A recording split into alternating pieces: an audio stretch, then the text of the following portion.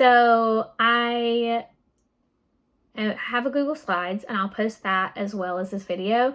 So I am narrating my video or my presentation. It's right in front of me. So if I look down, I'm referencing my presentation.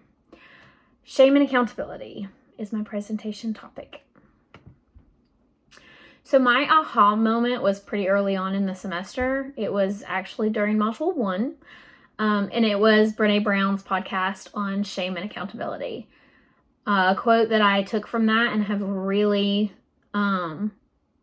focused on, I guess, and just kept with me this entire semester is, we're here to get it right, not to be right.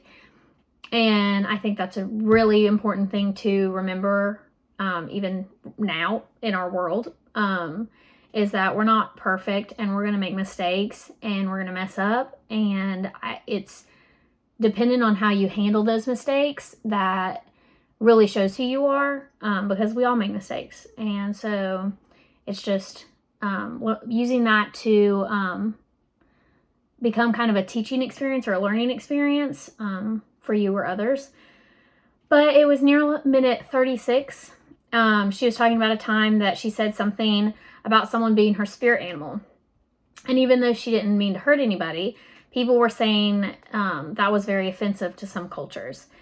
She felt shame, but knew not to build up that armor of I'm not enough or lashing out. And instead, she simply told herself that she was here to get it right, not to be right.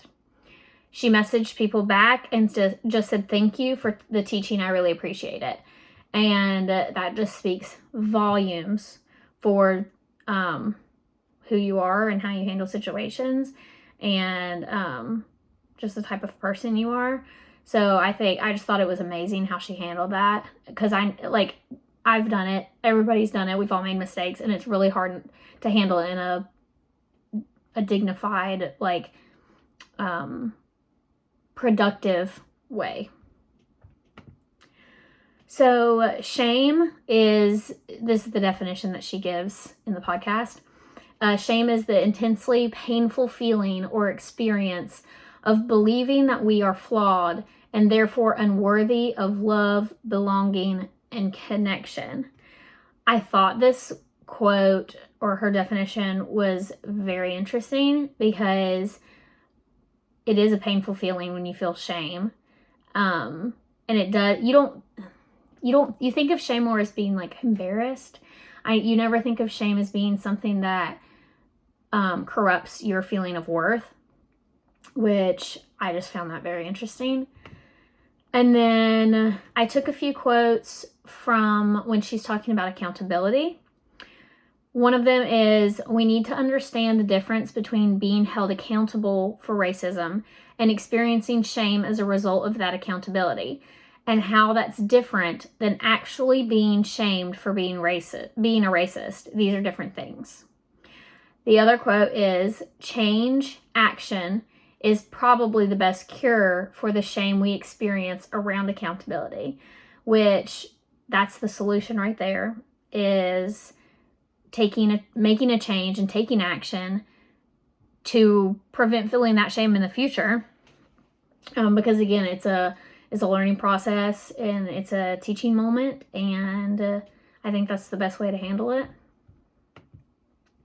So the influence that this would have on my future teaching is, first of all, holding myself accountable for anything that I do in the classroom or otherwise, and also holding your students accountable, or my students accountable, and finding the best way to do that, because they are kids, and a lot of times kids can be more sensitive and they don't understand. And so I think you have to handle that in a very gentle way. And also by explaining it to them, not just saying that's bad, or don't say that, don't do that. Really taking the time to sit down and explain, and have conversations about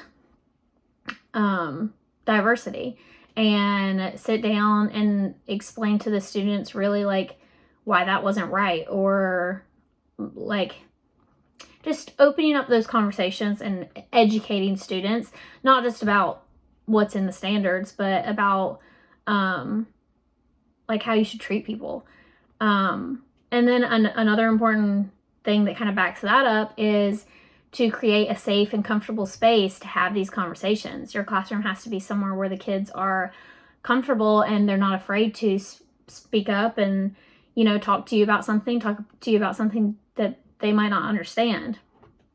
So I think that just creating that safe space, opening up conversations, not being afraid to talk about it, is how I will use this to influence my future teaching.